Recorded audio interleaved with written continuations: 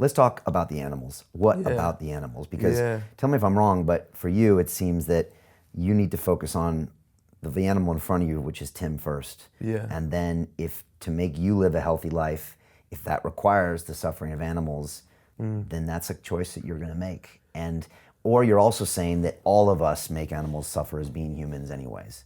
But you have to admit that eating animals probably causes more animal suffering. Even I would admit that, if I'm honest with myself.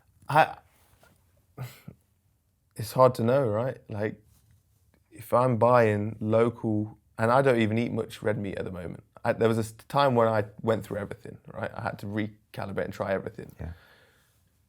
If you're eating local red or local beef, one cow has died, and that may suffice you for a month, or a family for a month, you know? Whereas there was a story, Paul Check, I don't know Paul Check. Yeah, sure. He told, and I was listening to him, he's one of the few people that I was listening to that has sort of a very spiritual connection and condones eating animals, right?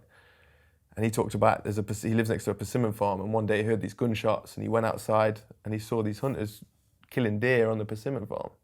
Now, they don't label the persimmons, by the way, deer have died for this choice of persimmons. I love persimmons. Like, as a fruit, I was trying to be fruitarian. I was trying to do the absolute least harm. The fruit offers you the tree offers you the fruit. You eat the fruit, spit out the seed or poop out the seed, and nothing suffers along the way. But there's something has happened with humans that it's just not possible to sustain that lifestyle anymore. So that story, I was like, well, so deers could be dying so for all our choices, or we're buying, you know, I talk about this, vegan Ben and Jerry's. You think when they're planting up, there's like 20 ingredients on the back of that, which comes from however many different crop fields. First, they've got to deforest whatever land, then they grow the crops. So they kill animals, they grow the crops, then they crop it all, harvest it all. They don't go, oh, this is a vegan product, we're going to label it with a V, so we better make sure every insect's out of the way.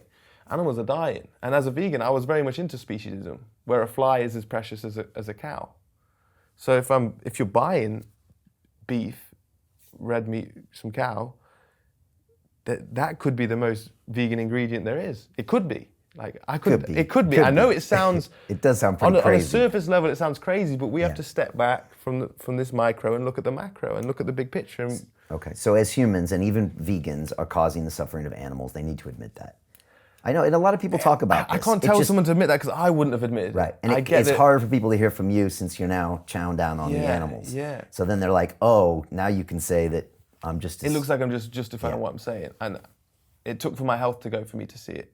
And I don't want other people's health to have to go as far as mine went for them to see it as well. Okay, so just to finish up the animal thing, so people that are saying, what about the animals? You're just saying, look, as humans, we cause suffering to animals in general. We need to accept it, minimize that, but this is what we do.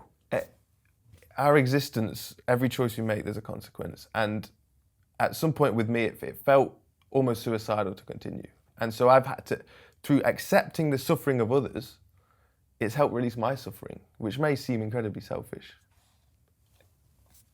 This is player one, this is the character in this game.